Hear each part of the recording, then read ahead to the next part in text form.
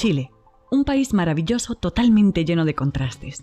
Desde la cosmopolita ciudad de Santiago de Chile, tan de moda en Latinoamérica, hasta lugares tan asombrosos y mágicos como San Pedro de Atacama. Chile sorprende, emociona y convierte al viajero en el protagonista de una historia que jamás querrá que termine.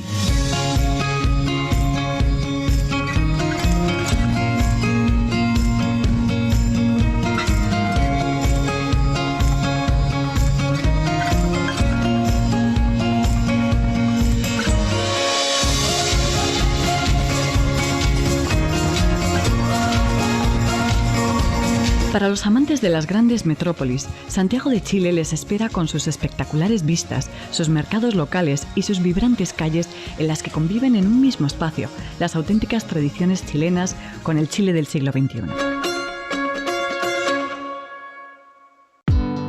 Viajar a Chile es viajar a un país lleno de vida. Para los amantes de la naturaleza en estado puro, las lagunas antiplánicas, los valles de la Luna y de la Muerte, el Valle del Arco Iris, el Salar de Atacama, son algunos de esos rincones que les dejarán con la boca abierta.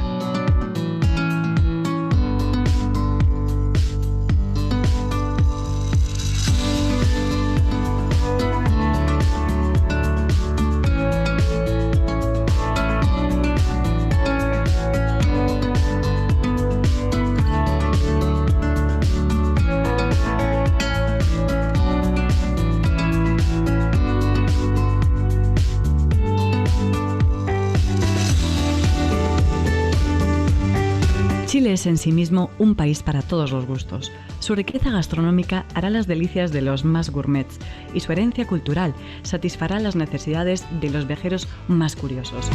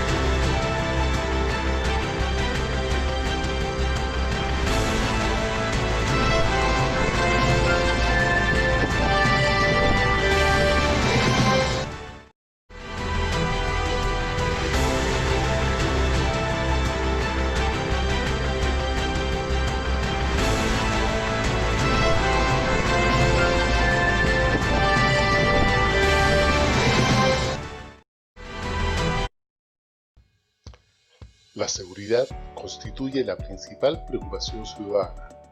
Sin embargo, ¿qué sabemos realmente de seguridad?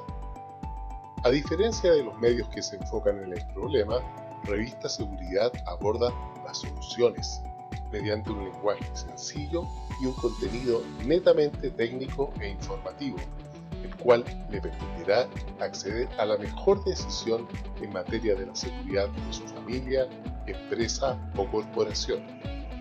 Revista Seguridad cuenta con un destacado grupo de especialistas y colaboradores, quienes abordan las principales novedades y avances en materia de seguridad.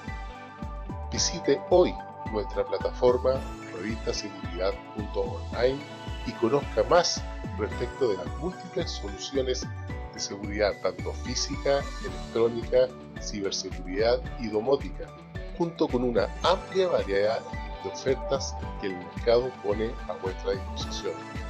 Integre hoy mismo a su empresa a Revista Seguridad Online, la principal plataforma hemisférica en información de seguridad.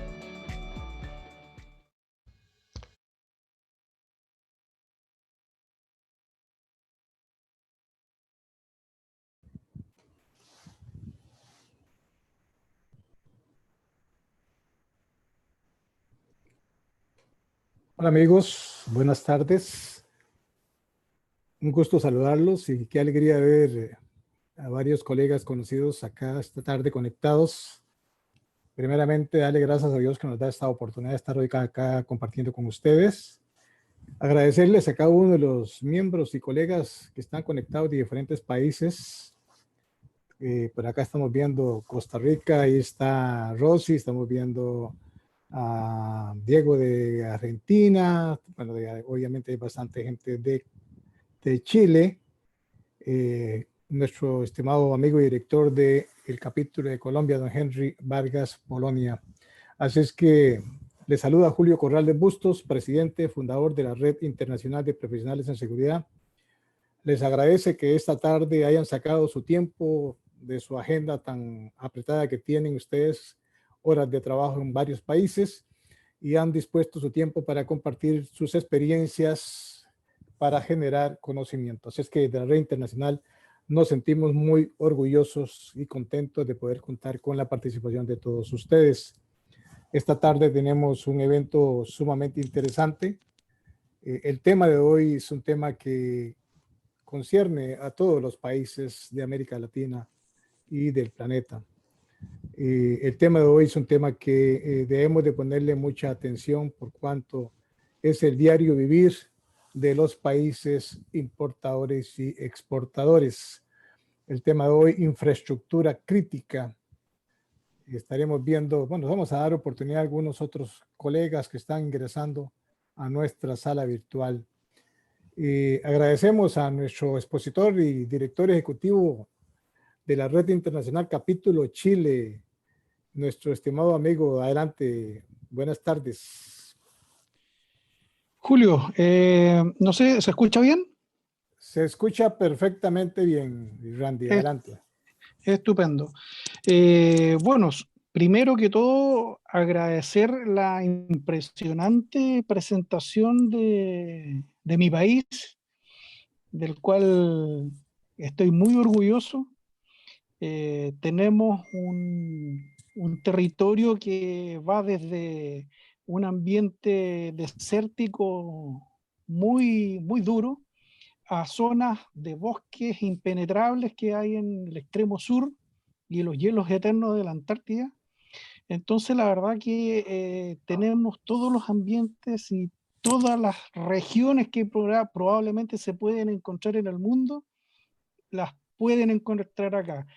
Tal vez no con las temperaturas o la humedad extrema que pueden haber en el sector de Centroamérica y el Caribe, pero hay zonas bastante complejas.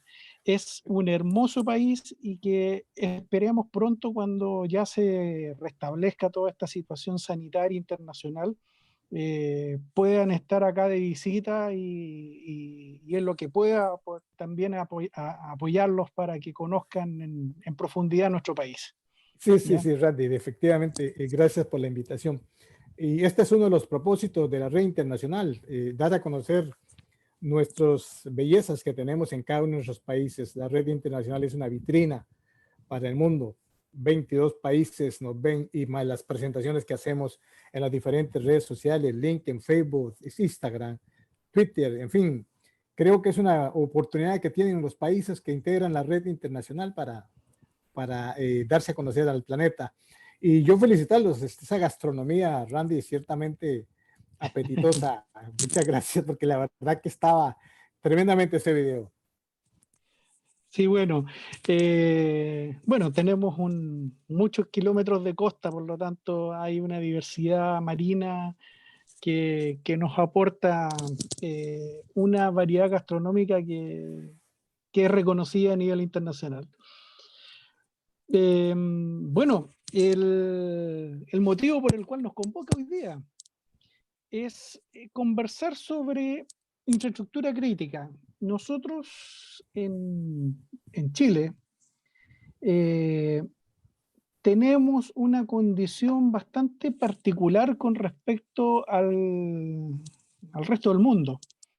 En muchas ocasiones se escucha una broma por ahí que de cada 10 desastres naturales, 8 prefieren estar en Chile. Entonces, tenemos volcanes, tenemos condiciones de temblores y terremotos bastante habituales, tenemos condición de tsunami, la verdad que aluviones en la cordillera.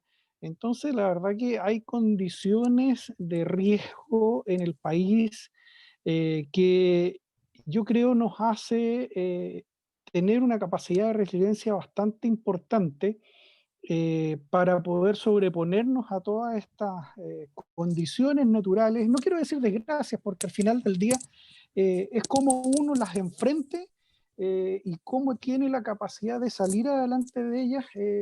Son pruebas que nos pone la naturaleza y también, ¿por qué no decirlo nosotros los mismos humanos? Porque somos los que vamos de alguna forma también aportando mucho de nosotros a las condiciones de riesgo que se van asociando a los elementos naturales que hoy día obviamente no podemos controlar, pero sí podríamos colocar un poco más de interés y de cuidado en ello. Perfecto, excelente, Randy. Usted me dice si quiere compartir pantalla o prefiere que yo le maneje el PowerPoint acá desde el... Te pido por favor que tú la compartas, por favor.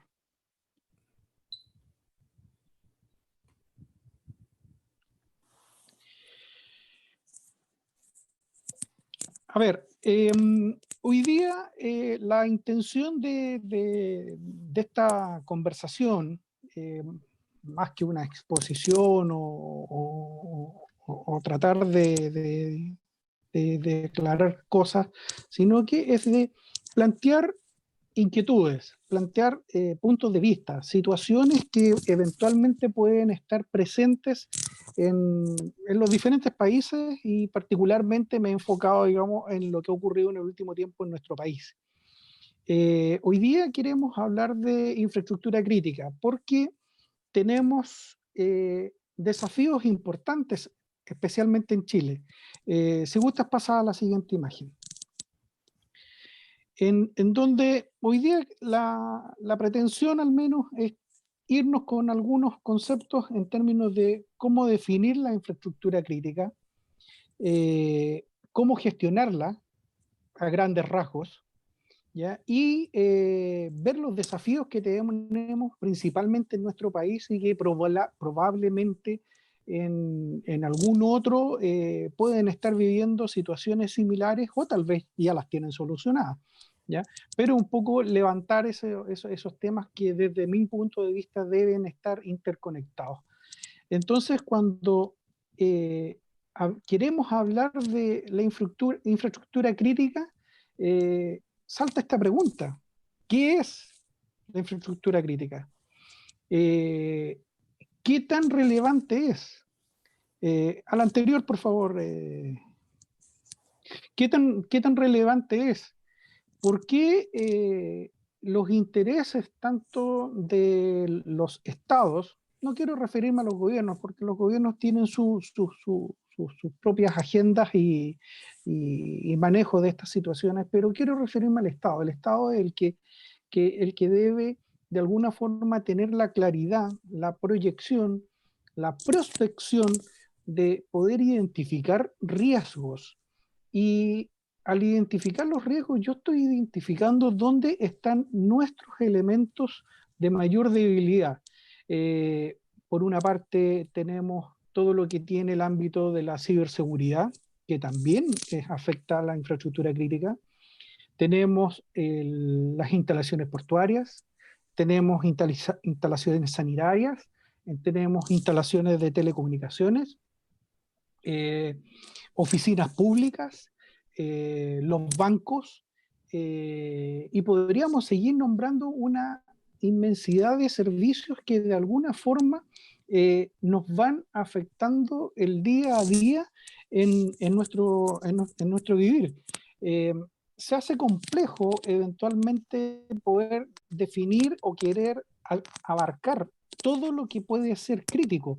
Es sumamente importante tener una definición sobre lo obvio, que es la infraestructura que está asociada al transporte, a las telecomunicaciones, a los servicios sanitarios, el comercio también, pero hay una serie de otros elementos que también son de importancia y que estos tienen que ver con las vías de transporte, con los sistemas de telecomunicaciones, y no me refiero a los sitios que están aislados fuera de las ciudades, sino que dentro de las ciudades. Y dentro de las ciudades tenemos riesgos que están involucrados, por ejemplo, en cómo están instalados los tendidos de redes. Las redes hoy día están en su gran mayoría con instalaciones en fibra óptica, y la verdad que hay puntos que son verdaderamente complejos de administrar, porque si se produce un incidente en ese lugar, los afectados van a ser fácilmente 3.000, 4.000, 5.000 clientes para la empresa, pero puede ser eso fácilmente, digamos, llevado a multiplicarlo por 3, o sea, llevar a 12.000 personas afectadas en un servicio de telecomunicaciones, algo que puede sonar súper básico, pero cuando hay servicios que están asociados a la banca, al comercio, a sistemas vitales que pueden ser hospitales, por ejemplo, puede ser sumamente importante poder analizar cuáles son esos riesgos que están y cómo identificarlos. Hoy día tenemos que trabajar intensamente en esos temas y abstraernos de las miradas de repente políticas que pueden tener o los intereses que pueden estar atrás, sino que más bien dar una mirada de lo que es el país y qué es lo mejor para nuestro país. Vamos a la siguiente, Julio, por favor. Acá yo hice una suerte de anillos en los cuales me interesa colocar primero como el centro a las personas. Las personas son las principales afectadas cuando no tenemos una definición clara sobre cuál es la infraestructura crítica, e incluso después hablaremos de la infraestructura estratégica, además, ¿ya? Y los servicios, obviamente, que son de todos los cuales dependemos nosotros, el derecho, y me refiero al derecho, a las leyes, cómo están de alguna forma relacionadas para poder sustentar este cuidado que tenemos que tener hacia la infraestructura crítica que puede estar inmersa dentro de nuestro día a día. ¿Y quién es el gran responsable de todo esto? Yo no lo veo desde el punto de vista de las empresas. Las empresas, por ejemplo, en el caso de Chile, las sanitarias es un mercado regulado, pero el Estado es el que tiene que ser llamado a poder definir en qué condiciones va a funcionar. Un ejemplo, que a esta altura anécdota, pero la verdad que es una anécdota bastante poco grata, que ocurrió hace un tiempo atrás en la ciudad de Osorno, en el sur de Chile. Se vieron los estanques de agua potable de la ciudad contaminados con petróleo. ¿Y por qué? Porque quien instaló el sistema de grupo electrógeno para tener el respaldo de energía para las bombas, las instaló cerca de las mismas tuberías o instalaciones que estaba el agua. Por lo tanto, se produjo una fuga, al menos esa es la versión oficial, y se contaminó el agua de la ciudad. O sea, casi 60 días prácticamente sin agua y con problemas graves de contaminación en toda la red. Entonces, cuando empezamos a ver este tipo de situaciones, uno se pregunta, bueno, ¿el Estado dónde estaba? Cuando uno ve las imágenes de ese ejemplo, se nota que son instalaciones que no han tenido ni siquiera una renovación en los últimos 20, 30 años. Entonces, yo como Estado, como regulador, como fiscalizador, yo tengo que ir a ver qué es lo que está haciendo, qué es lo que se está invirtiendo, cómo se está manteniendo la instalación, cuando es tan sensible como es el suministro de agua, ¿ya? Acá también ocurrió años atrás un tema con unas intensas lluvias, también se contaminaron los sitios de agua, donde salió durante bastante tiempo el agua turbia, en un par de días, digamos, pero se solucionó rápidamente acá en Santiago. pero los efectos son sumamente importantes. ¿Qué se vio afectado también? Las redes eléctricas, las redes de telecomunicaciones. Entonces, la mirada que tenemos que dar es desde las personas, qué es lo que los afecta, cuáles son los servicios sensibles, el derecho, cómo está resguardando todo este funcionamiento y el Estado cómo lo está supervisando.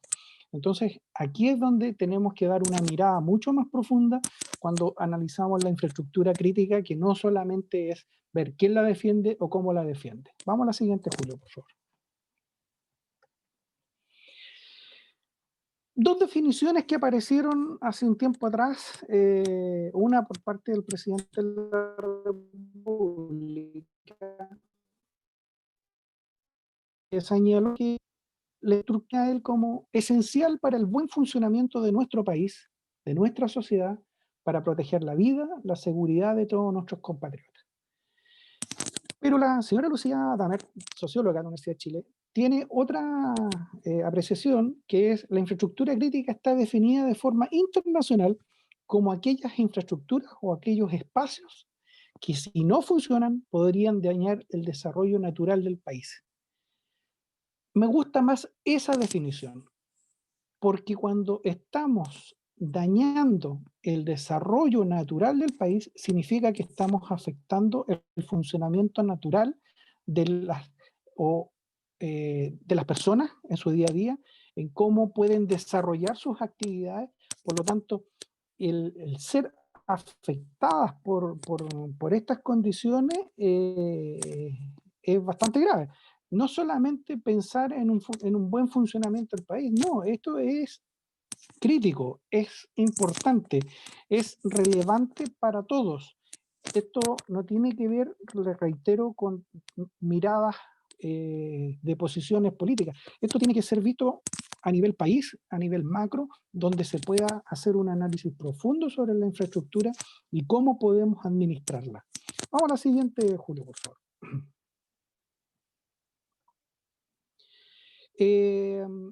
Esta matriz de megatendencias la encontré en un informe de la Cámara Chilena de la Construcción y la encontré bastante interesante porque hacía mención sobre las implicancias de las megatendencias sobre la economía global hacia el 2025.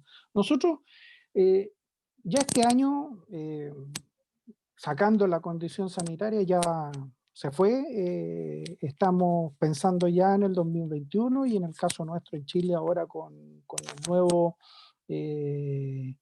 digamos, apruebo de nueva constitución, obviamente van a haber cambios probablemente radicales en muchos conceptos.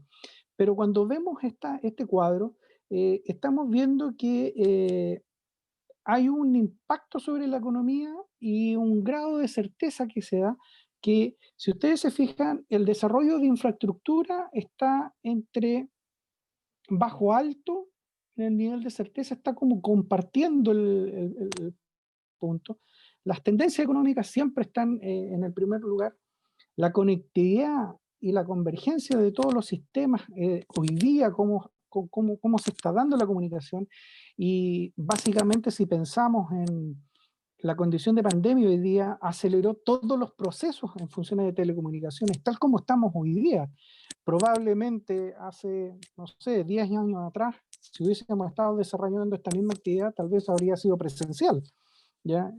Habríamos estado todos reunidos, tal vez ahí en Costa Rica, en un bonito hotel, disfrutando algunos cócteles bien interesantes, pero hoy día la condición que nos afecta nos tiene con las comunicaciones virtuales, y eso es lo que se ha llevado durante todo este año y ha sido potencialmente desarrollado. Yo creo que las compañías de telecomunicaciones se vieron sorprendidas, pensaban en este tipo de desarrollos, pero se vieron sorprendidas y sus capacidades también se vieron superadas. El tema de la urbanización es un tema importantísimo, el crecimiento de las ciudades, cómo se planifican los impactos ambientales. Acá en Chile, por ejemplo, se ha dado algunos casos, especialmente en la zona acá de Santiago, en el centro, para los de Chile principalmente, en el sector de Estación Central, eh, los llamados guetos urbanísticos, que son unos edificios gigantescos que tienen cientos de departamentos, eh, y la verdad que uno se pregunta cuál es el impacto ambiental que se hizo ahí con respecto al flujo de personas, la seguridad, eh, pensar si Bomberos tiene la capacidad de atender un edificio de altura acá en Santiago, de 25 o 30 pisos. Entonces, son análisis que se tienen que dar y la autoridad debiera estarlos mirando, ¿ya? Bueno, las tendencias sociales, hoy día las redes sociales llevan todo, la comunicación es mucho más expedita, por lo tanto, cuando hay algo bueno o algo malo, lo malo se sabe mucho más rápido que lo bueno, ¿ya? Pero la comunicación es instantánea. El comercio en línea son elementos que son la tendencia hoy día y se ha adelantado probablemente a lo que se pensaba hacer en los próximos 5 años o 10 años. Salud también está teniendo un avance sumamente importante, principalmente por el tema de aislamiento. Hoy día, si ustedes me preguntan, yo años atrás trabajé en una empresa de telecomunicaciones en donde cuando se hablaba de la telemedicina, eh, era prácticamente una aberración por parte de los médicos decir, no, ¿cómo voy a atender por teléfono? ¿O cómo voy a atender vía video? Bueno, hoy es una realidad. Hoy día se hace, se ordenan los medicamentos, los exámenes, todo prácticamente por videoconferencia. Entonces, la verdad que el repunte o más bien el avance en términos de salud y bienestar ha sido un crecimiento exponencial probablemente en los últimos 6 meses. El tema de la energía también es un tema no menor si consideramos que el hecho de que el confinamiento ha llevado a que el consumo eléctrico ha sido mayor, los consumos de agua, hablemos domiciliarios, también han sido mayores porque pensemos que la gran mayoría de las personas utilizaba su casa prácticamente como un dormitorio, y hacía toda la vida en el exterior, o sea, salían a restaurantes, iban al cine, salían temprano a su trabajo, volvían, llegaban tarde en la noche. Los- la cultura y la forma de vivir cambió. Entonces, hoy día la tendencia es sumamente distinta. Vamos a la siguiente, Julio, por favor.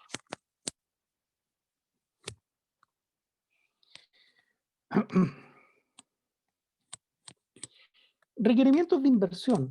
Aquí la idea es colocarle un poco un número y hacer la proyección, si bien está hasta el año 2025, que ya a esta altura está a la vuelta de la esquina, pero si ustedes se fijan, la infraestructura que nos sostiene, esto también es de la Cámara Chilena de Construcción, el tema del eje estratégico basal, los recursos hídricos, energía, telecomunicaciones.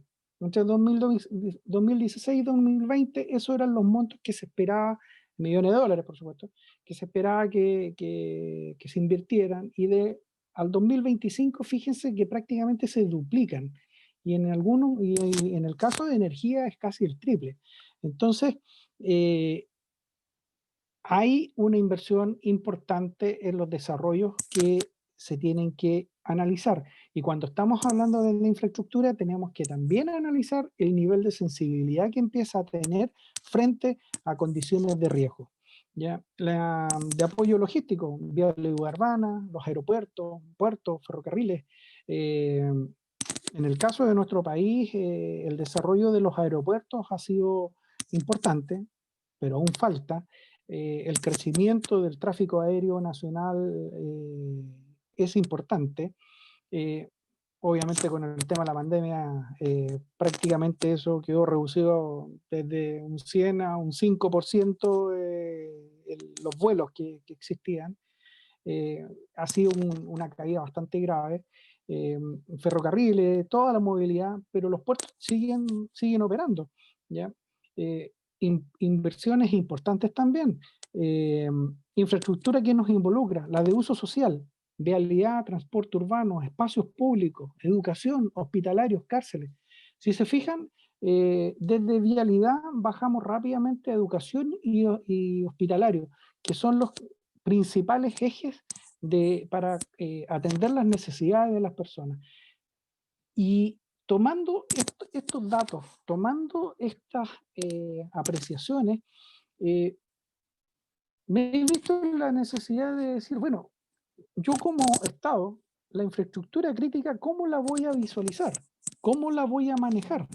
¿Cómo voy a hacer que esta de alguna forma sea valorada por las autoridades, que sea valorada por la ciudadanía y que no solamente sea un reclamo ante una situación particular que me vi afectado en mi sector donde vivo, sino que es un todo, porque cuando se empiezan a producir fallas en las telecomunicaciones, fallas en los servicios de energía eléctrica, fallas en los sistemas de transporte urbano, es la sociedad entera la que se ve afectada. Por lo tanto, ahí se requiere tener una visión de cómo voy a manejarla y cómo también voy a cuidarla. Vamos a la siguiente, por favor, Julio. Cuando hablamos de gestionar la infraestructura crítica, consultando con varios expertos y también haciendo análisis con respecto a qué puntos son los más relevantes y cómo podríamos de alguna forma englobarlos. Primero tenemos que definir cuáles son nuestros riesgos. Tenemos que saber cuáles son. ¿Cuál es el impacto que tenemos? ¿Qué es lo que significa que en el caso nuestro, en Chile, en el norte se produzca un aluvión y ese aluvión pase por la mitad de la ciudad? ¿Y cuál va a ser el impacto que va a tener en la ciudadanía, en el comercio, en las instalaciones públicas, en los servicios públicos, en las comunicaciones, en la energía? Tenemos que definir esos riesgos. Nuestro país es muy variado, tiene muchas condiciones de riesgo. Todas ellas deben ser analizadas en su mérito, ¿ya? Para lo cual conviene construir, aquí en este triángulo, un mapa de riesgo. Poder decir cuáles son, dónde están, cuál es la potencialidad de ocurrencia. La arquitectura de redes, y cuando hablamos de redes no me refiero solamente a las redes virtuales o las redes de telecomunicaciones, estamos hablando de las redes de energía, estamos hablando de las redes de agua potable, estamos hablando de las redes de transporte. Hay que tenerlas identificadas, poder ver cómo se administran, cómo las controlo, cómo veo dónde está mi potencial riesgo. Últimamente acá en Chile, no sé cómo serán en los otros países, pero se ha puesto de moda las encerronas en las autopistas y son puntos de riesgo en donde se producen asaltos y robos de vehículos, en ocasiones con consecuencias bastante fatales, pero hay una condición de riesgo ahí. Yo me preguntaría, la autopista, ¿qué medidas está tomando? ¿Cuáles son las precauciones? Si uno se fija en muchos de esos nudos viales, que son de alto riesgo, la luminosidad en el sector es sumamente baja. El otro día en una de las autopistas, para no dar nombres ni perjudicar a nadie, básicamente estuve en uno de los nudos y no vi ninguna cámara de vigilancia, ¿ya? Entonces, ahí puede ocurrir algo y nadie se entera. Solamente cuando el afectado logre contactar a alguien para que lo ayude. ¿Te fijas? Entonces las redes tienen que estar de alguna forma definidas, estructuradas y supervisadas. Y aquí es donde entramos en un control de operaciones. Es donde tenemos que generar los mecanismos de control, cómo también vamos a medirlo. También tenemos que obtener la estadística de ocurrencia de cada uno de estos riesgos, de estos siniestros que podrían estar afectando. Esto en el más amplio espectro de situaciones. No quiero referirme solamente a un tema telúrico, de robo, de inundación, sino que en todos los ámbitos. Por lo tanto, por eso que me refiero que tenemos que trabajar un mapa de riesgo, en donde tenemos que ir analizando las arquitecturas, el control, las operaciones. Pero algo mucho más importante, y aquí lo coloqué sobre un círculo rojo, que tiene que ver con la flexibilidad y la adaptación. Todas las condiciones de riesgo son cambiantes, son inciertas. El nivel de cambio al cual están afectas son constantes. Por lo tanto, la flexibilidad que tiene que haber atrás de todo esto y la capacidad de adaptación de parte de la autoridad o de quien corresponda supervisar esto, tiene que ser a un ritmo tal que permita tener la capacidad de respuesta en forma oportuna o de ir ajustando los mapas y cómo ir modificando los controles y también los indicadores que me van a permitir de alguna forma anticipar determinadas condiciones de riesgo. No quiero llevarlo esto solamente al ámbito del riesgo de ataques terroristas, de insurgencia o de vandalismo como sufrimos el año pasado durante el estallido social del 18 de octubre, pero son situaciones que tienen que estar previstas. La verdad que en lo personal, escuchar que alguien diga no lo vimos venir en todo el ámbito de la frase, tanto como político como en términos de riesgo social y de estallido y de cómo reaccionó la población quiero referirme en términos de población de todo el mundo, digamos, porque no quiero de alguna forma asignar a determinados grupos los hechos, pero ¿cuál fue la anticipación? ¿Cuáles fueron las previsiones que se tomaron? ¿Cuál fue la prospección de riesgo que pudo haber? Y eso es lo que hace falta que se pueda comunicar, que se pueda manejar y que esté en conocimiento de todas las organizaciones sociales. La flexibilidad y la adaptación al cambio, al riesgo, a la incertidumbre es una constante.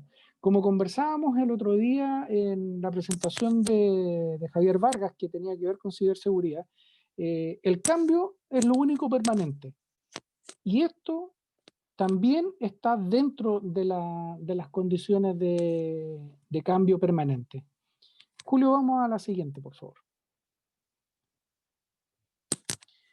Cuando hacemos la clasificación del estado de la información, siguiendo un poco el modelo anterior donde yo voy a generar un mapa de riesgo, la arquitectura de redes y también los medios de control, yo tengo que clasificar esa información.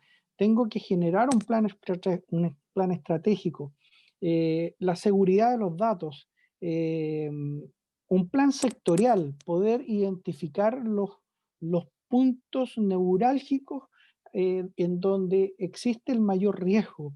Y obviamente algunos van a tener una configuración de secreto y otros van a tener una configuración de confidencialidad a nivel de Estado o gobierno.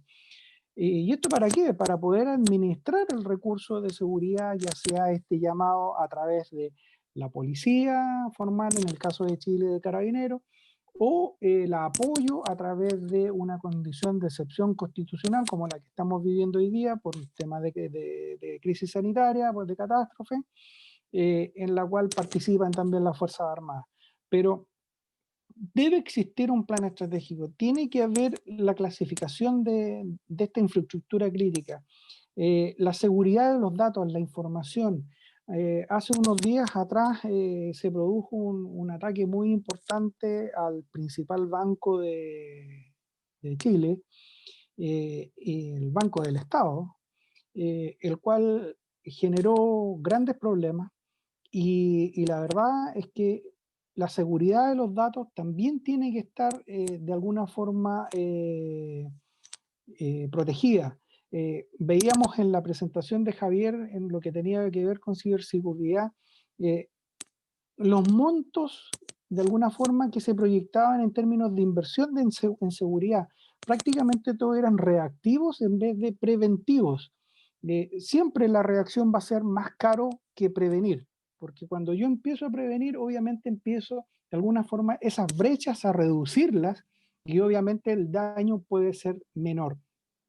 Cuando hago un plan estratégico sectorial, yo empiezo ya a definir qué zonas son las afectadas, qué tipo de industria puede ser sujeto de riesgo, porque recordemos que no solamente tenemos que mirar lo obvio, que les indicaba al comienzo, que tiene que ver con la provisión de energía, servicios sanitarios, telecomunicaciones, combustible.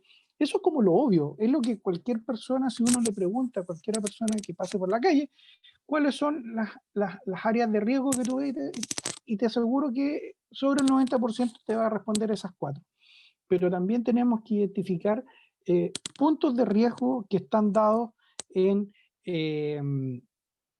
por ejemplo, en esquinas donde haya concentración de nodos de fibra óptica. Son condiciones de riesgo. Tenemos que ir clasificándolas, tenemos que ir identificándolas para que así se pueda alcanzar una condición de seguridad mayor, o al menos se pueda prevenir. Vamos a la siguiente, Julio, por favor.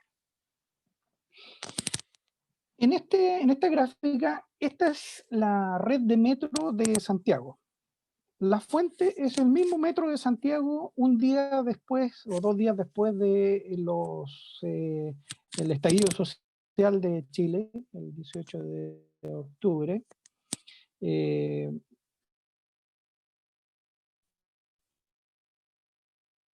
Los círculos son acciones dañadas, ¿ya? La verdad que el daño fue importantísimo, pero acá es donde, si uno como ciudadano conoce la ciudad, se desplaza por ella, se puede ir dando cuenta de que habían zonas que la probabilidad de tener mayor riesgo era alta.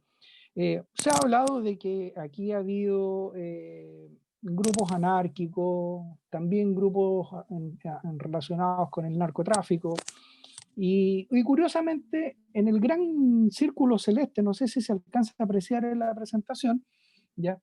El gran círculo celeste corresponde a zonas que habitualmente tienen condiciones de mayor riesgo social y también de mayor interferencia de grupos anárquicos y de narcotráfico.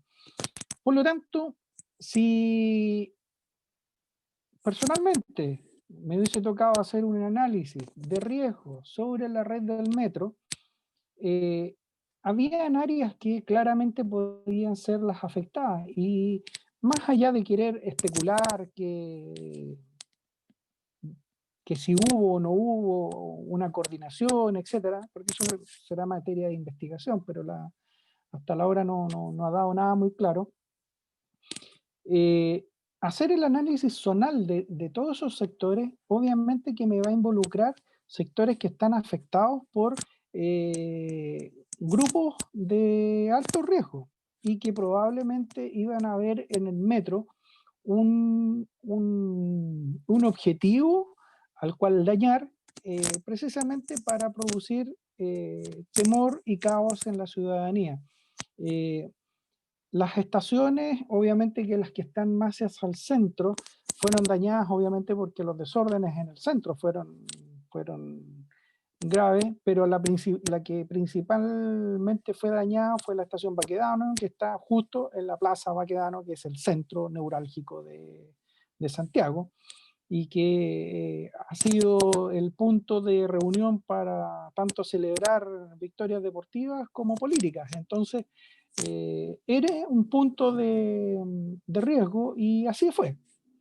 Las otras que están más aisladas corresponden, como les digo, si hacemos un análisis desde el punto de vista de seguridad y de seguridad pública, porque no es algo que yo esté inventando, que esté estigmatizando el sector, pero son zonas que manejan un cierto nivel de riesgo ciudadano, en el cual donde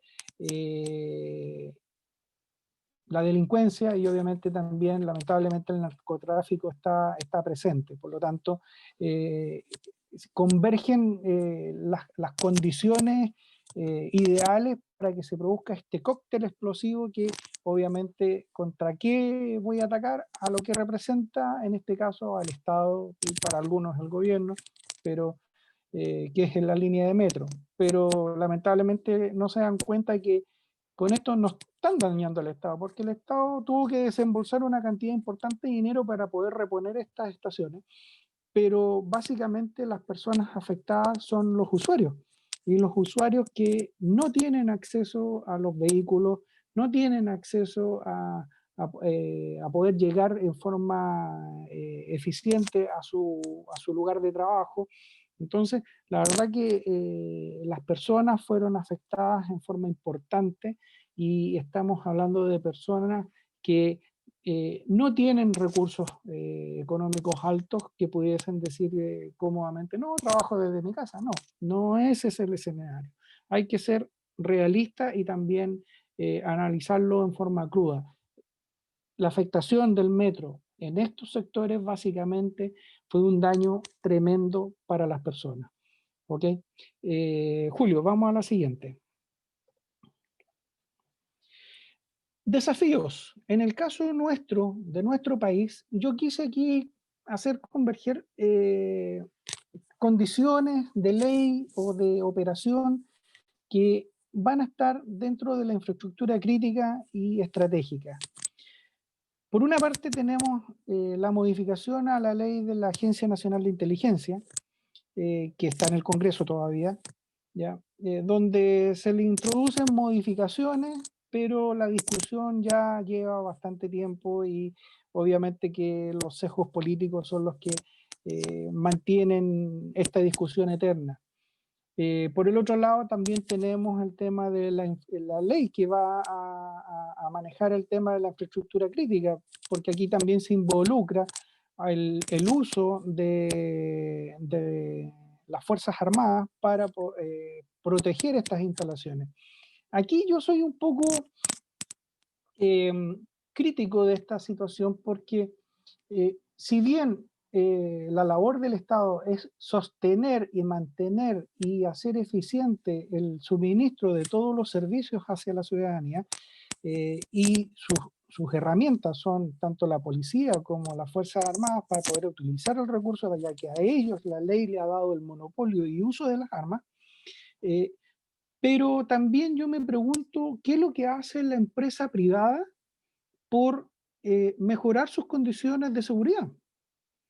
¿Qué está implementando de tal forma que yo no tenga que disponer de un pelotón de infantería para ir a proteger una instalación sanitaria o de telecomunicaciones?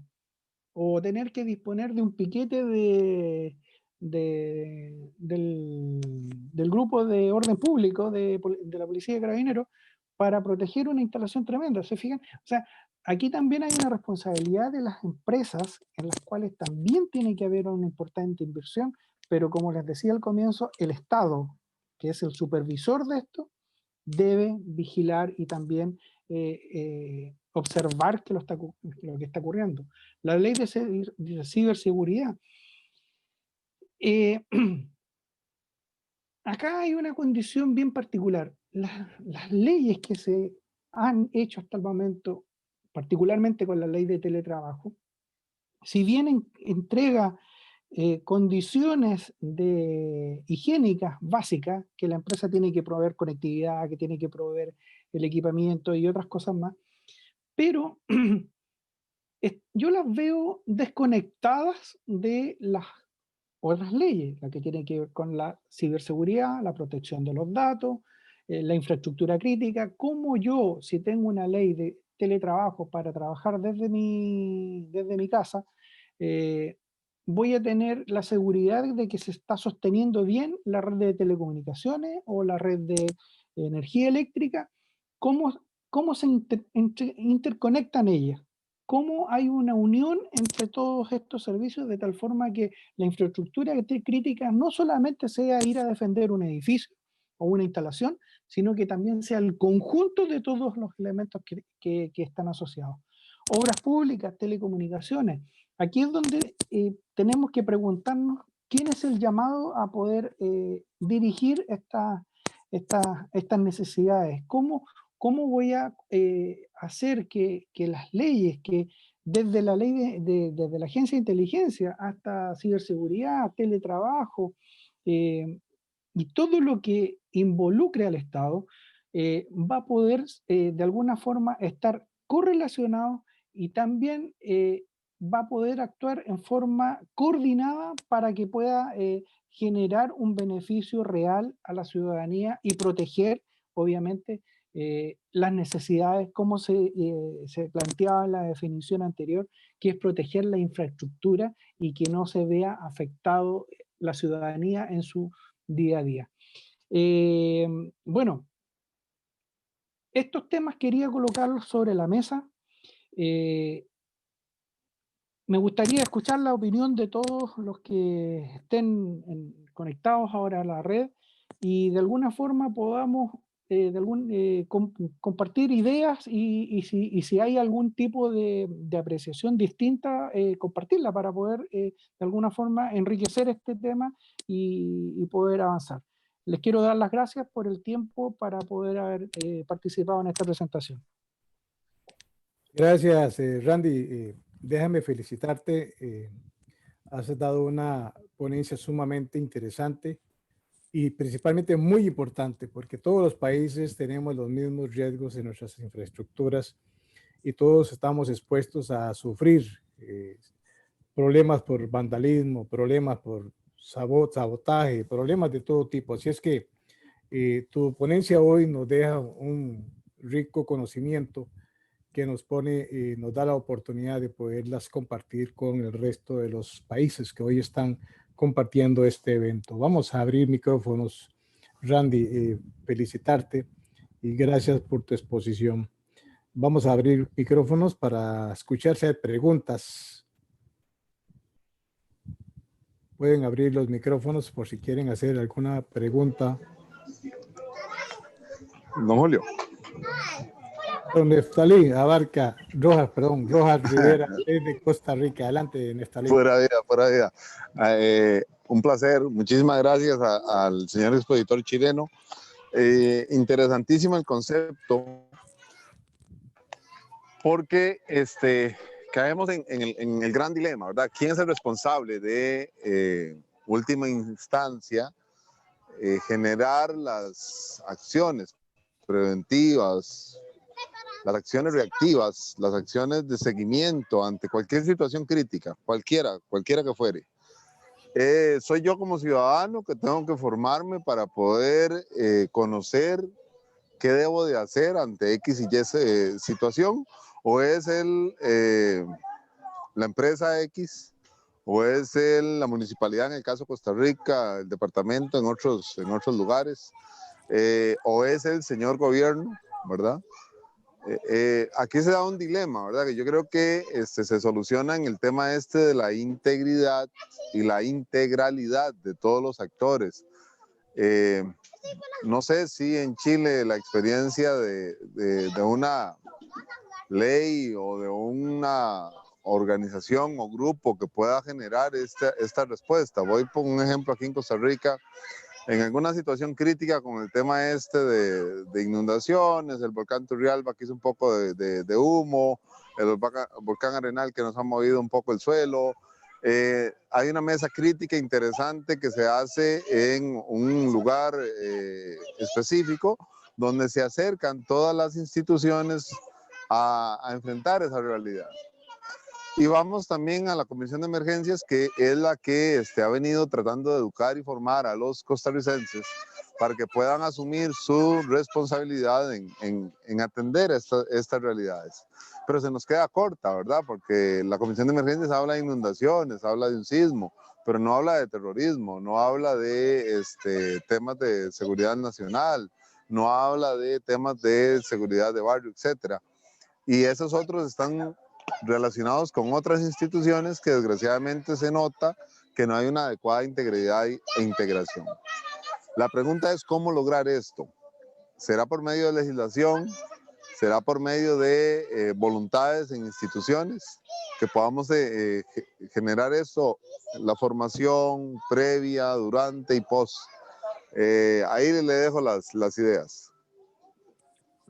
Sí, mira, respondiendo un poco a tu consulta, acá en Chile está la ONEMI, que es la Oficina Nacional de Emergencia, que de alguna forma en los últimos años ha tenido importantes avances en términos de la coordinación y también el trabajo asociado a todo lo que es emergencia y desastre, ¿ya? También hay algunas empresas que se han destacado en forma importante en traer un poco el concepto CERT que hay en Estados Unidos, ¿ya? En donde las comunidades de alguna forma son entrenadas para poder trabajar, ser la primera respuesta ante una condición de crisis, ¿ya? Hasta que llegan obviamente los organismos especializados.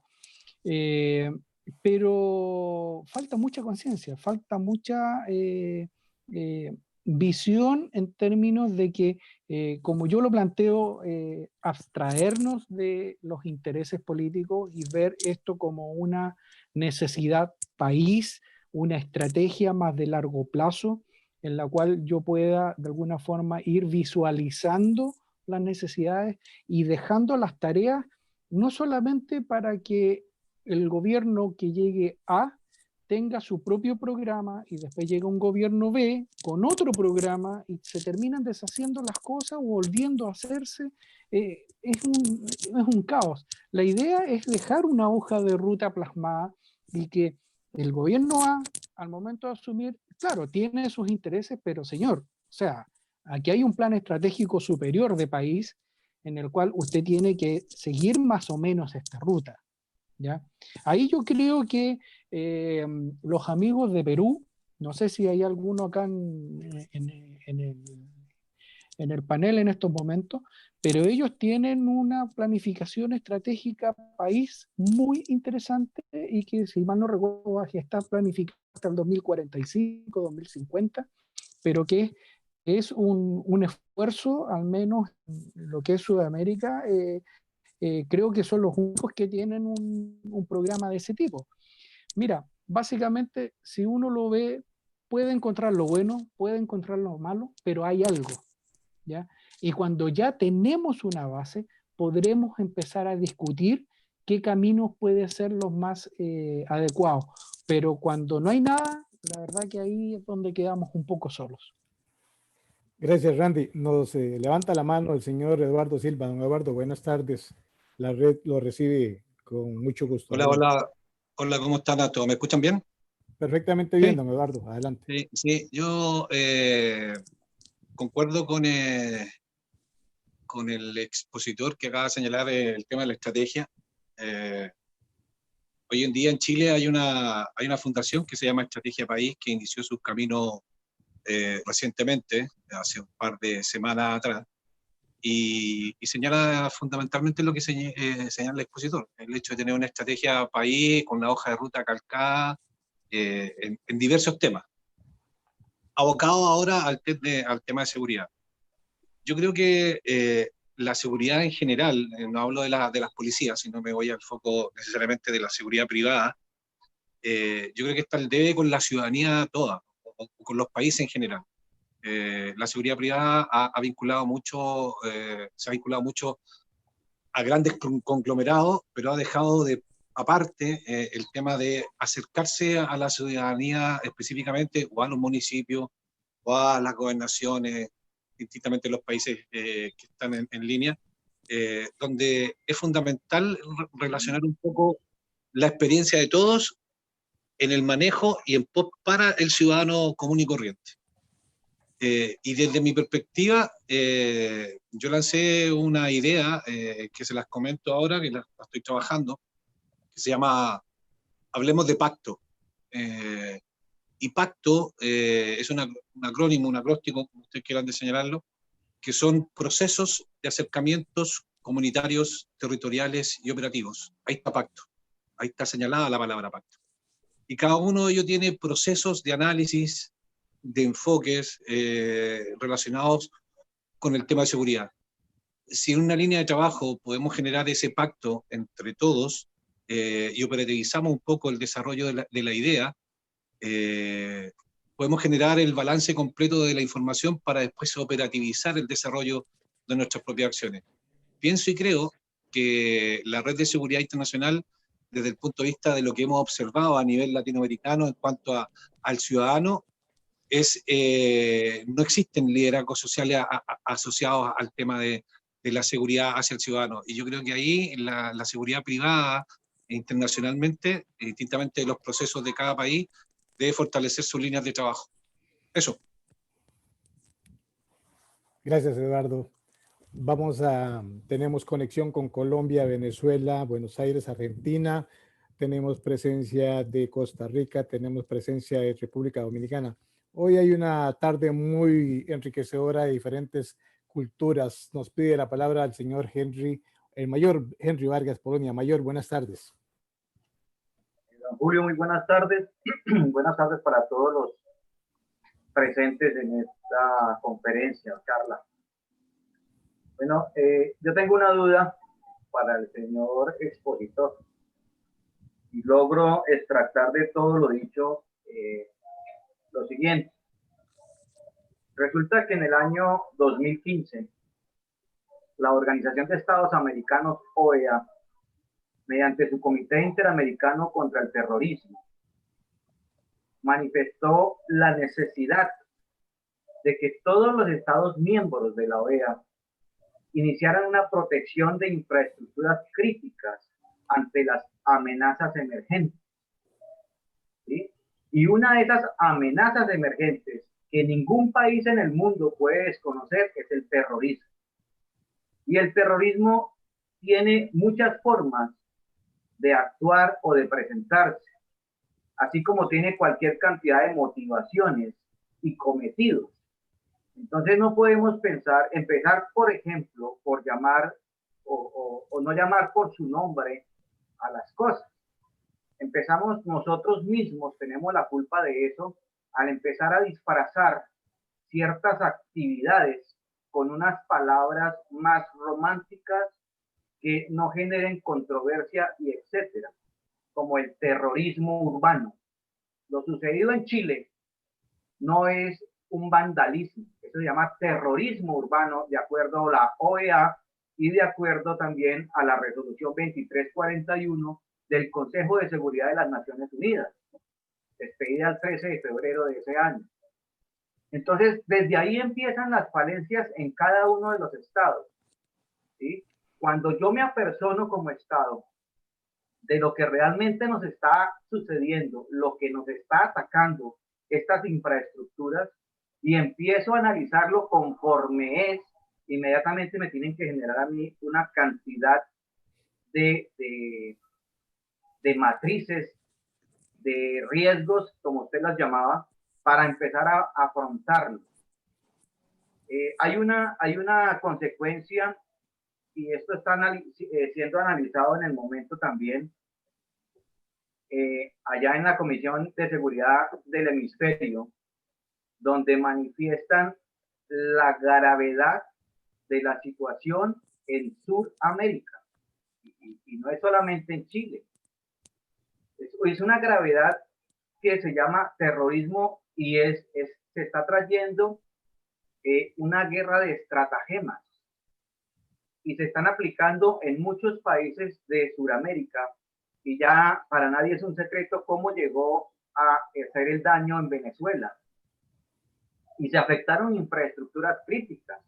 Por ejemplo, de pasar a ser Venezuela uno de los países potencias en cuestión de petróleo, el quinto país más rico en el sector económico en el mundo, y otra cantidad de puestos que ocupaba Venezuela, hoy es el país más pobre que tiene Sudamérica, porque fue afectada esa estructura petrolera que era el soporte vitalicio de ese país. Y no fue concebido, no fue analizado, no fue estudiado como debía ser, sino lo analizaron como una revolución ideológica, un cambio de pensamiento de un partido a otro. Entonces, cuando nosotros empezamos a disfrazar ese tipo de situaciones, empezamos a darle cabida a lo que realmente el terrorismo está buscando. Y ahora, hablar de terrorismo no son solamente fusiles, balas y etcétera. Eso no es terrorismo. El terrorismo se puede hacer de muchas formas. Se pueden hackear redes sociales. Eso es terrorismo. ¿Para qué? ¿Para dónde va esa data? No sabemos. Pero lo que sí sabemos es que se va a devolver. Entonces, es importante tener este tipo de situaciones. Ahora, lo otro que me preocupa de escuchar al señor disertante allá en Chile, es que resulta que cuando un país o un estado, y recordemos que pues la teoría en derecho cuando habla de estado menciona 3 elementos importantes y otros más, y dentro de esos elementos importantes de un estado es el gobierno, entonces nosotros no podemos desconocer los gobiernos también, y como ciudadanos tenemos que exigirle al gobierno el cumplimiento de cierta normatividad y etcétera. Y resulta y pasa de que cuando hacemos parte o somos estados miembros tanto de la ONU como de la OEA, empiezan a salir una serie de resoluciones y convenios y etcétera, etcétera, resulta que esos documentos empiezan a ser parte de nuestro derecho en el Estado, hacen parte del bloque de constitucionalidad de ese Estado. Ese bloque está al mismo nivel de la constitución de cada uno de estos países, que son miembros de estas organizaciones. Por ende, no se entiende el por qué estamos hablando aquí de ideas, de fundaciones, no sé, de planes, cuando debería ser ley. Cuando estos organismos internacionales como la ONU y la OEA sacan esas resoluciones, tienen que llegar a cada uno de nuestros países y los congresos o los encargados en cada uno de los países, como quiera que se llamen allá, son los responsables de que ese convenio, esa resolución que sacaron esos organismos internacionales se conviertan en leyes de la República. Entonces, esto no se trata de que el gobierno quiera o el gobierno no quiera, se trata de que se debe hacer, ¿sí? Y yo insisto, no dejemos de lado los gobiernos, porque es que los gobiernos hacen parte del Estado, los ciudadanos hacen parte del Estado, el territorio también es el Estado, las costumbres son el Estado. Esas son otras cosas que también vienen dentro de la teoría del derecho. Entonces, a lo que yo voy es que veo una falencia jurídica, no hay un marco legal de herramientas jurídicas que le permitan a este Estado proteger estas infraestructuras críticas. Y simplemente por mero descuido o por mala interpretación de un derecho internacional. Era como la cuestión que tenía para acotar. Me permito felicitarlo. El tema es muy interesante. Lástima que el tiempo sea tan breve, pero lo deja uno como con la inquina a seguir investigando y a llegar más a lo profundo de estas situaciones, sobre todo lo que actualmente se está presentando en Sudamérica. No lo desconozcamos, por favor. Este es un proceso que lleva años y se está tomando los países. Ya fue Venezuela, ya fue Argentina, fue Bolivia y volvió nuevamente a Bolivia ahora con las elecciones. Ya llegó a Chile con el cambio de la Constitución. Y vamos a seguir así. Y están peleándose, por ejemplo, aquí en Colombia, desde donde les hablo, con un terrorismo verbal, un terrorismo de redes sociales, un terrorismo donde, entre comillas, la oposición, entre comillas digo oposición, quiere acabar con toda la parte democrática de un Estado llamado Colombia. Y nosotros hemos como tratado de mantener esa situación, pero nos preocupa ver que en nuestro entorno la gente empiece a manejar palabras románticas para no señalar directamente lo que realmente es un terrorismo que se está formando y se está irradiando desde lo que anteriormente se llamaba lo de Sao Paulo y que ahora es lo de Puebla, con un auspicio económico de un señor que se llama George Soros, que es el izquierdista más rico en el mundo y desde donde están saliendo dineros para apoyar todo este tipo de lo que usted llamaba vandalismo, que en Colombia lo llamamos terrorismo urbano. Muchas gracias, espero no haberlo aburrido con esta acotación. Gracias, Mayor. Antes de darle la palabra a Randy, quiero dejarte en tu escritorio la propuesta y la invitación a Eduardo Silva para que ustedes dos puedan reunirse, que de este conversatorio web salga hoy una reunión entre Eduardo Silva y Randy, nuestro director ejecutivo allá en Chile, capítulo Chile, para que puedan ver ese documento que ha preparado Eduardo Silva, Randy, el pacto que él tiene preparado con relación a este tema que hoy pues, ha despertado mucho interés en la audiencia de todos los países que están participando. Adelante, Randy. Sí, bueno, Henry, la verdad yo tengo bastantes amigos colombianos, oficiales de la policía y también del ejército, y la verdad que concuerdo completamente con tu apreciación, ¿ya? Ahora, desde el punto de vista nuestro acá, el eufemismo para no decir las cosas como son y por su nombre, son la verdad que muchas veces lo que complica la convivencia diaria, ¿ya? Cuando te mencionaba en la última lámina, por ejemplo, la ley de la Agencia Nacional de Inteligencia, que desde ahí es donde parte básicamente muchos de los problemas que tenemos hoy día. Tal como tú comentas, los problemas políticos que afectan hoy día a Sudamérica prácticamente, se vienen arrastrando ya hace más de 20 años, no es una cosa que esto fue hace 1 o 2 años atrás, esto se vino trabajando hace mucho tiempo. Nosotros, sin ir más lejos, después de que se produce la transición de la entrega del gobierno militar a la civilidad en el año 90, desde el año 93, si no me falla la memoria, se empieza de alguna forma a desarticular la inteligencia que existía aquí en Chile, ¿ya? Que antes básicamente estaba radicada en el mundo militar, ¿ya? Pero se crea una oficina que coloquialmente le pusieron así la oficina, pero fue el primer atisbo, pero en vez de incorporar a personal profesional en temas de análisis de inteligencia, colocaron civiles, y la gran mayoría abogados, y yo no tengo nada en contra de los abogados, pero básicamente fue un reducto político, y donde se refugiaron muchos operadores políticos para ocupar una buena posición y con un sueldo tranquilo, y que se permanecieron así durante mucho tiempo. Y esto fue evolucionando en el tiempo y no logrando la capacidad de análisis, de operatividad, ni tampoco de interacción con otras instituciones. De hecho, las leyes se fueron desagregando de tal forma en que los ámbitos de acción que tenía cada una de las ramas de las Fuerzas Armadas se circunscribía solamente a su acción en la rama, lo que era de ejército, lo que era de Fuerza Aérea y lo que era de Marina, bueno, y también la policía. Bueno, de esta forma se empezó a desagregar todo el sistema de inteligencia, lo cual creo yo tiene que ser un elemento que no solamente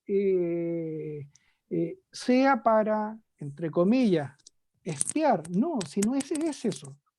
Yo tengo que tener la capacidad de poder obtener la información, de poder trabajar esa información, generar un producto que se llama inteligencia y que con eso me permite a mí tomar decisiones, ¿ya? Por lo tanto, con el avanzar del tiempo aparece esta Agencia Nacional de Inteligencia, pero con recursos muy limitados, con bases de consulta hacia los estamentos militares o las Fuerzas Armadas, sin una capacidad de operación. Y en el andar de esto se genera una nueva modificación a la ley que todavía descansa en el Congreso y se está discutiendo, pero por un concepto sumamente ideologizado.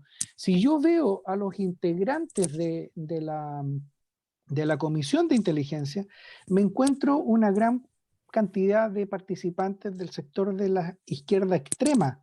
Por lo tanto, las modificaciones que se necesitan para tener un organismo operativo, bajo ese alero, Henry, va a ser muy difícil lograrlo, ¿ya? Cuando hablamos de infraestructura crítica, acá se tuvo que hacer un decreto sobre, sobre el estado de excepción que vivimos hoy día, afectado principalmente por la catástrofe sanitaria, ¿ya? Un decreto en el cual de alguna forma se le entregaban atribuciones para hacer trabajos junto a la policía en la frontera.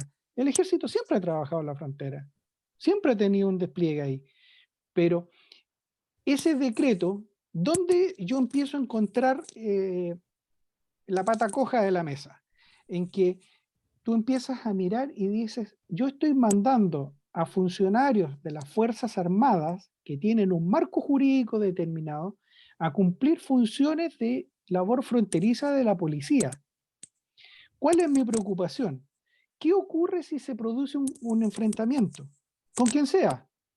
No creo que llegue a ser entre fuerzas armadas de los países, sino que más bien entre bandidos, narcotraficantes, traficantes de todo tipo, ¿ya? Entonces, si uno de los funcionarios de la Fuerza Armada se ve afectado o él dispara sobre la otra persona, ¿cuál es el marco jurídico que va a proteger a esta persona? Si es dañada o si produce daño. Porque recordemos que la formación de las policías es para trabajar con la ciudadanía, poder contenerla, poder apoyarla, poder protegerla. Pero las Fuerzas Armadas están formadas para ser un elemento letal, básicamente. Entonces, no podemos pedir que si yo saco un contingente militar a la calle a contener a un grupo de vándalos, no va a ser el mismo trato que va a tener la policía versus el ejército. El ejército va a pasar y va a pasar por arriba, ¿te fijas? Porque para eso está formado. Entonces, los marcos jurídicos son los que a mí me preocupan, ¿ya? La ley de seguridad también, si bien salió, pero no logra conectarse entre ellas, y eso es mi crítica. Mi crítica que yo veo leyes que son de la ciudadanía, son del ámbito de la seguridad, son del ámbito de lo que hoy día nos golpea fuertemente, que es la ciberseguridad, no están conversando, al menos acá, no sé cómo serán los otros países, pero al menos acá no están conversando entre ellas. Y eso es lo que me preocupa, porque se generan leyes en forma aislada para atender situaciones puntuales, pero olvidamos la interconexión que tienen que tener y cómo se deben relacionar. Y ahí es donde está mi preocupación. Yo entiendo completamente tu postura, estoy completamente de acuerdo. Veo que este es un trabajo que ha ido socavando las diferentes sociedades y culturas en nuestros países y que de alguna forma van a terminar afectando la convivencia. El terrorismo es una condición que no necesariamente significa ir a poner una bomba, y es un tema que es delicado, que hay que tratarlo y tener a las personas adecuadas para que las puedan de alguna forma desarrollar.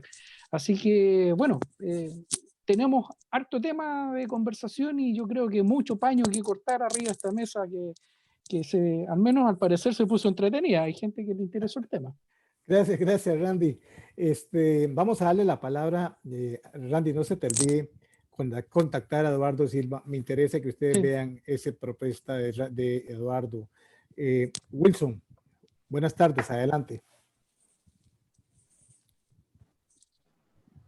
Hola, buenas tardes para todos. Mi nombre es Wilson Uribe. Soy de Colombia. Trabajo con una compañía que pertenece a la infraestructura crítica de la nación. La misión de la empresa pues es el transporte de gas por gasoductos propios. Mi pregunta pues para el expositor de Chile, y primero pues agradecerle pues por permitirnos participar, es la experiencia en Colombia es las empresas del sector de infraestructura crítica, constitucionalmente las Fuerzas Armadas y la Fuerza Pública pues son las encargadas de garantizar la seguridad, pero somos conscientes de que la Fuerza Pública no es capaz, su personal no da para cubrir todos los frentes pues debido a la topografía y la gran extensión que hay. Entonces, las mismas leyes aprueban de que se celebren, en Colombia le llaman convenios o acuerdos entre las empresas y la fuerza pública. Estos convenios, pues, la función es garantizar la seguridad puntual de algunas instalaciones. Y se ve la necesidad también de utilizar la seguridad privada, pues, para garantizar pues, las instalaciones y minimizar riesgos y detener amenazas. Estos convenios con la fuerza pública, pues, han sido buenos y han sido malos, han sido objeto, pues, de corrupción, de malos manejos administrativos. No sé cuál es la experiencia en Chile, si la fuerza pública es suficiente y capaz para garantizar la seguridad de esta infraestructura crítica, o también, pues, o qué figuras utilizan para esta seguridad. Gracias. Wilson, mira, básicamente acá la policía en la generalidad tiene que atender todo, desde el tránsito, supervisar a las empresas de seguridad, prestar servicios en, digamos, el GOPE, que es el área especializada, digamos, contra operaciones especiales. Pero acá existe, digamos, el concepto de que el responsable de la seguridad pública es la policía. Pero no existen como allá los convenios en el sentido de que la policía tenga algún grado de relación mayor con determinadas áreas. Favorablemente no tenemos la misma condición de riesgo que tienen ustedes en Colombia, ¿ya? Por lo tanto, no se ha hecho necesario llegar a ese nivel de interrelación entre empresas y policía, ¿te fijas? Sino que más bien hay una respuesta ante delitos, ante situaciones gravosas que puedan estar ocurriendo, pero básicamente que existe un mandato para que vayan a proteger una determinada instalación. Eso es lo que está hoy día en discusión en el Congreso. ¿Y a quién se le va a entregar básicamente la responsabilidad? Y ahí es donde tenemos, como les mencionaba anteriormente, mi crítica, digamos, el nivel de responsabilidad. Porque acá en Chile, donde se ha producido un mayor problema en términos de seguridad es en la zona de la Araucanía, donde hoy día se podría decir, digamos, información no oficial, digamos, no tengo documentos probatorios, pero al menos tengo información de que desde el 2004 ya se sabía de que había gente de la FARC entrando a la zona araucana. Entonces, muchos de los actos que allá ocurrían o están ocurriendo probablemente tienen apoyo o entrenamiento de gente de la FARC. Pero básicamente aquí el mandato es uno solo. La policía de carabineros y la policía de investigaciones son los que tienen la relación con la ciudadanía y los que están enfocados tanto en las investigaciones como en las acciones de seguridad general, pero no de ir a proteger básicamente una instalación en particular. Ahora en la Araucanía se ha producido que obviamente que por los diferentes ataques, las condiciones de inestabilidad en la zona, se ha designado personal para que esté en algunos predios, en algunos lugares donde se guarda maquinaria, pero los ataques son semanales, o sea, siempre hay una quema de camiones y de máquinas, ¿te fijas? Yo creo que lamentablemente estamos, no quiero pensar eso, pero se podría pensar que estamos en el camino hacia lo que ustedes sufren hace mucho tiempo en Colombia. Y la verdad que aquí es donde se espera que a través de todos estos organismos se logre tener un freno a esta condición de riesgo mayor. Bien, Eso Randy. por mi parte, Wilson. Bien, Randy. Bueno, vamos a hacer si hay alguna otra consulta o algún comentario que quieran hacerle a nuestro conferencista, señor Randy, sobre este tema.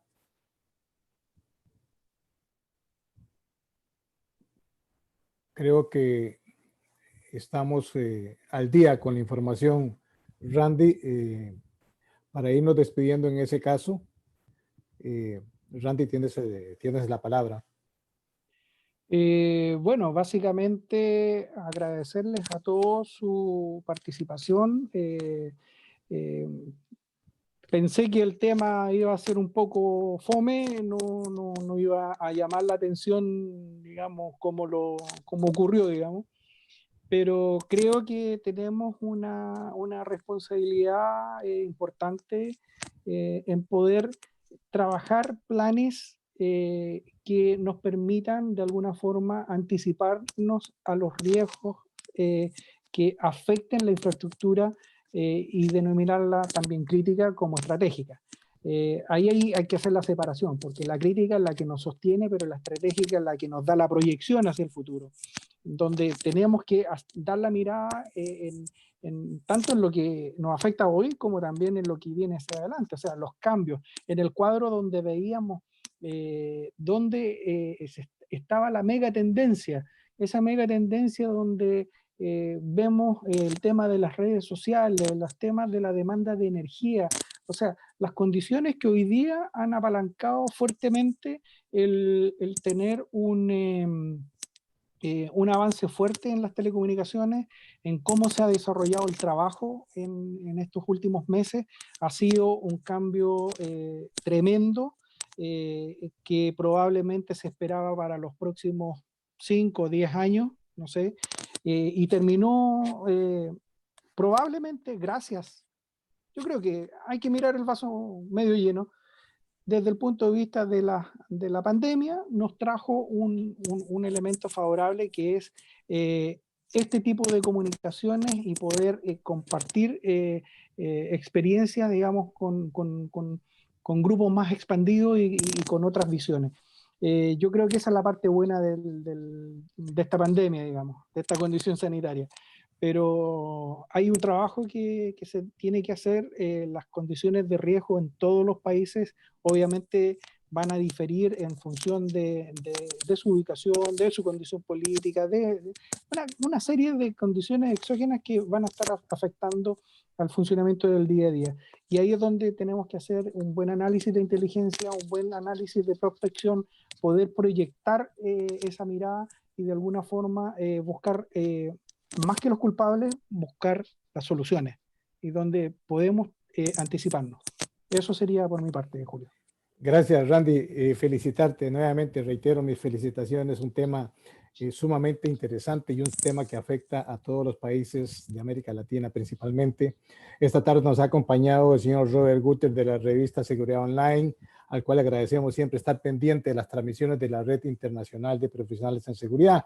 Esta tarde estuvimos conectados con colegas desde República Dominicana, Colombia, Argentina, déjenme ver, Argentina, Colombia, Venezuela. La verdad que ha habido una participación muy importante de los países miembros de la red internacional. Nos vamos despidiendo. Creo que nos vamos con ese, como dijo el mayor Henry Vargas, Polonia, con deseos de continuar, pero es un tema que lo tendremos para otra nueva ponencia, Randy. Así es que de verdad nos dejas todavía con muchas preguntas en la mente. Nos despedimos. 30 segundos. Mayor Vargas, Polonia, para irnos despidiendo. Julio, agradecerle al señor Randy por la conferencia de la tarde de hoy. Excelente. Es un tema bastante ágil y de actualidad que tenemos que estar muy al tanto, muy pendientes de su trasegar. Un cordial saludo para todos desde Colombia. Cualquier cosa estamos aquí prestos a colaborarles en lo que ustedes a bien tengan. Gracias, mayor. Diego López, desde Argentina. Bueno, buenas tardes para todos. Un gusto, como siempre, estar presente en estas videoconferencias, ¿no? Así que bueno, felicitarlo a Randy por su exposición. Y para hacer una breve acotación en cuanto a a un poco lo que él expuso, ¿no? Es cierto que tiene que ver mucho con el análisis de riesgos, la valoración de los riesgos, ¿sí?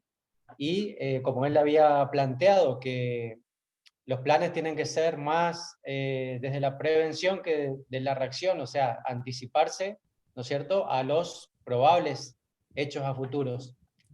Y otra cuestión es que por ahí es necesario también, creo que lo tocó en una parte de la charla, con el tema de incluir a los profesionales o especialistas específicamente en seguridad o dentro de la mesa crítica, ¿no? La mesa de planificación. Por ahí, aquí en Argentina, específicamente voy a hablar de lo que es la región norte, ¿no? donde yo más me muevo. Falta un poco esa integración con los profesionales de la seguridad. Sí están, por ejemplo, arquitectos, ingenieros, ¿sí?, que son eslabones fundamentales también, pero por ahí hay cuestiones que refiere a la visión que va a tener el profesional de la seguridad, que sería un eslabón más para complementar, ¿no es cierto?, todo lo que sería los análisis de riesgo y planificación para llevar estructuras, ¿no es cierto?, preventivas, por así decirlo. Así que, bueno, muchísimas gracias y felicitaciones. Gracias, Diego. Nos vamos despidiendo también a la licenciada Clara, nuestra subdirectora del capítulo Paraguay. 30 segundos, licenciada, para irnos despidiendo.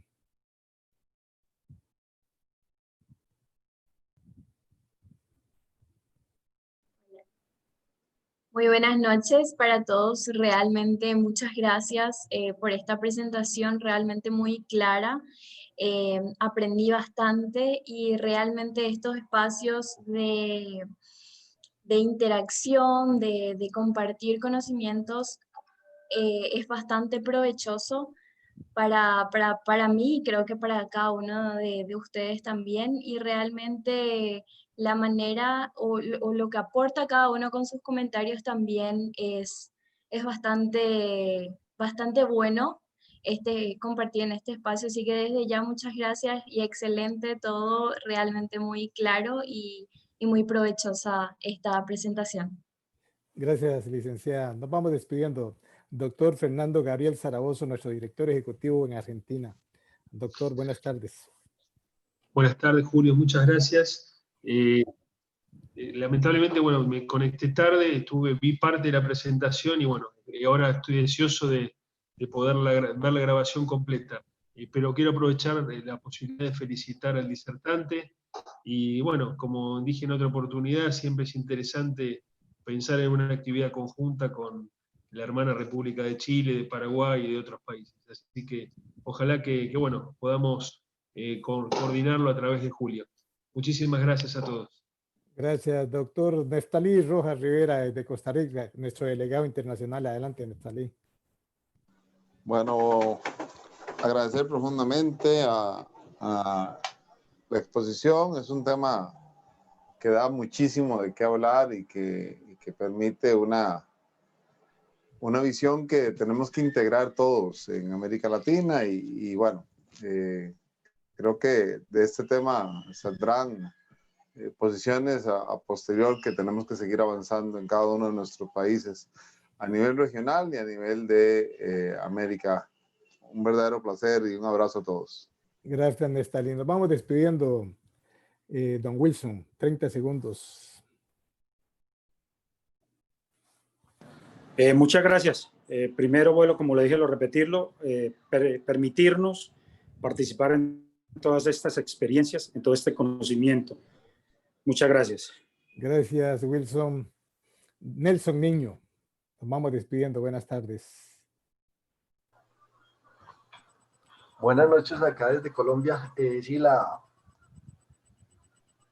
La idea es irnos preparando para todas estas circunstancias, porque sí es bien claro que todas estas acciones terroristas no son planeadas de hace poquito, todas estas acciones políticas, todo esto tiene su principio. Y nosotros como profesionales en seguridad debemos estar preparados para eso. Y a los de nuestro entorno cercano, concientizarlos que estemos preparados para muchas situaciones que se pueden sobrevenir. Y buenas noches a todos. Gracias, Nelson. Buenas noches. Manuel Alfredo Fernández, desde Venezuela. Nos vamos despidiendo, Manuel.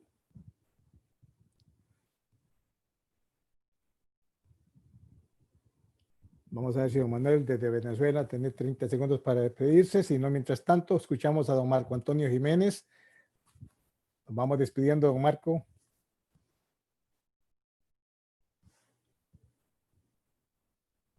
No tenemos comunicación. Don Franklin Mejías, buenas tardes. Nos vamos despidiendo. Un placer haberlo tenido con nosotros.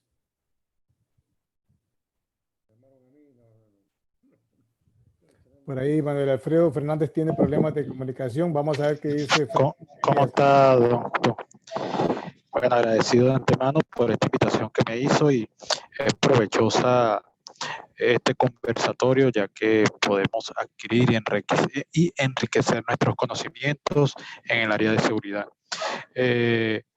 Podría agregar un poco más a crear sentido de pertenencia, concientizar a todos los colaboradores en el área de seguridad en el sentido de pertenencia, que eso es muy gratificante, muy confortante en este tipo de circunstancias.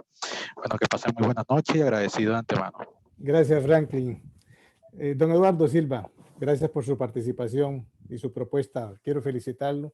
Nos vamos despidiendo, don Eduardo. Buenas noches a todos. Mira, para mí un placer haber participado por primera vez en este coloquio conversatorio. Yo creo que hay mucho que señalar, hay mucho que todavía crear y fortalecer en muchas líneas de acción a nivel latinoamericano. Y para ello la invitación siempre va a ser a hablar desde la experiencia que cada uno tiene en temas de seguridad, habiendo sido o habiendo no pertenecido a algún tipo de fuerzas de orden o seguridad o el ejército, pero cómo la mirada se traspasa hacia la sociedad en sus regiones. Y sumado a ello porque las realidades son diferentes. Sumado a ello porque la historia de los países y la convergencia hacia lo que tenemos actualmente como Estado en cada uno de los países son historias diferentes. Para ello, lo esencial es hablar desde el conocimiento, la experiencia y desde el respeto en las opiniones desde el punto de vista esencial. Yo creo que es esencial. Nos encontraremos con visiones totalmente antagónicas desde diferentes puntos de vista, ya sea estratégicos, políticos, indistintamente operacionales. Sin embargo, el hecho de reunirse genera debate y el hecho de generar debate genera conocimiento. Ese también es parte del desarrollo del proyecto futuro en líneas de trabajo. Para mí un placer, agradecido por la invitación y a su disposición en temas prácticos sobre política criminal y otros detalles en nuestro país. Un abrazo a todos. Muchísimas Eduardo, gracias. a ver si me mandas un correo, por favor. Ok, vale, sí, te lo copio una vez que termine. Vale. Gracias, Eduardo. Mariana Aguilar, buenas tardes. Gracias por su participación. Nos vamos despidiendo. Saludo cordial a todos. Bueno, una excelente ponencia donde nos deja aprendizajes súper valiosos. En este caso, resalto la importancia de que en materia de seguridad exista un convenio en cuanto a criterios, tal como lo exponía el señor Polaina, porque es difícil cuando se necesitan hacer acciones, cuando todos tenemos conceptos diferentes de las situaciones. Entonces, el llegar a tener un consenso respecto a criterios resulta ser un tema elemental en esta cuestión, que de ahí es algo que nos atiende a todos, en sentido de que todos tenemos que hacer algo por la seguridad desde alguna parte donde estemos y desde alguna región del mundo, ¿verdad? Entonces, empezar por ahí creo que es un buen inicio para esta red. Gracias, Mariana, muy amable tus palabras. Muchas gracias a todos, saludos y muy amables. Gracias, gracias, Mariana. Hugo Bornigal. Nos vamos despidiendo, Hugo. Saludos desde República Dominicana, Hugo Burnigal de este lado. Agradecido de la invitación, realmente es un honor para mí poder estar aquí presente. Lo bueno de pertenecer a la red y escuchar este tipo de ponencias es que la red va a ser más fuerte, porque somos tan débil como el eslabón más débil de la cadena, y definitivamente cada presentación de cada semana viene siendo mejor y mejor, y los contenidos están fuera de liga. Así que muchísimas gracias por la invitación. Gracias, Hugo. La red de redes. No me quiero ir sin antes darle la oportunidad a Manuel Alfredo Fernández desde Venezuela. Alfredo. Problemas con el sonido. Soy de Argentina. Es la primera vez que me uno con ustedes, así que... Manuel, te escuchamos muy bajo. No tenemos claridad de tu audio. Yo sé que tienen problemas ustedes allá de comunicación. Si puedes arreglar el audio. Decía, me comunico desde Buenos Aires, Argentina. Ya, Buenos Aires, Argentina. Pero te escucho muy bajo. No te logro entender. Excelente la experiencia. Me uní por primera vez hoy, ¿sí? Así que bueno, espero que nos volvamos a encontrar pronto. Gracias, gracias, Manuel. Gracias, Manuel. Parece que está en Buenos Aires, Argentina. Bien, para despedirnos, le damos la palabra a nuestro estimado amigo, don Robert Guter, de la revista Seguridad Online, quien es la revista oficial de la Red Internacional de Profesionales en Seguridad. Don Robert, buenas tardes. Nos vamos despidiendo. Muy buenas tardes a todos y bueno, los felicito porque indudablemente el nivel del conversatorio ha superado, yo creo, que todas las expectativas. Es interesante ver cómo a nivel regional hay tantas coincidencias, tantos fenómenos que son a nivel hemisférico, y creo que es la principal enseñanza el poder compartir estas experiencias y tratar de estar un poco más alerta con respecto a estos fenómenos que ya son de carácter hemisférico y que lamentablemente la experiencia comparada nos demuestra a lo que nos puede llevar si es que no somos capaces de tomar las decisiones de manera oportuna. Así que los felicito nuevamente y como siempre a disposición. Gracias. Bueno, todavía a esta hora siguen ingresando invitados a este conversatorio, pero le damos la bienvenida y los saludamos nada más porque ya nos estamos despidiendo, como les he dicho en cada transmisión. Que Dios me los cuide y los proteja. Nos vemos la próxima vez. Buenas tardes. Buenas tardes a todos. Gracias.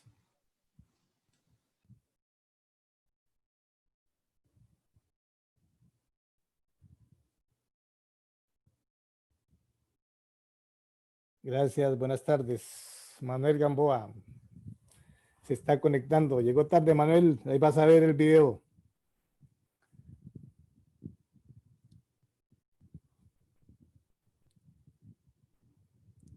Manuel Gamboa haciendo conexión de su audio. Me está escuchando posiblemente. Para el día de mañana tendremos ya en nuestro canal de YouTube la presentación de esta tarde. Les recomiendo que la vuelvan a ver los que participaron y los que no la han visto completa, que la vean, porque ciertamente hoy fue un tema muy, muy importante, un tema que tiene que ver con todos los países de América Latina. Así es que los invito a que vean este video. Siguen ingresando invitados.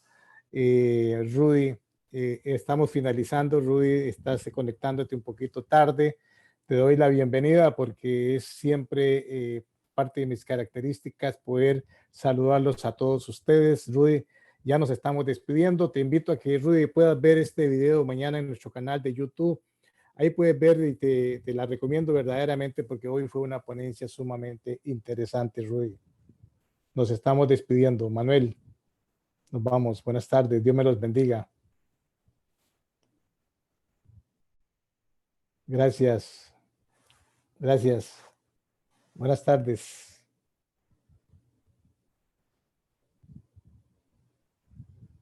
Vamos a ver, tengo una reunión con Clara, no está allá, voy para esta reunión. Nos vemos pronto, próximo martes.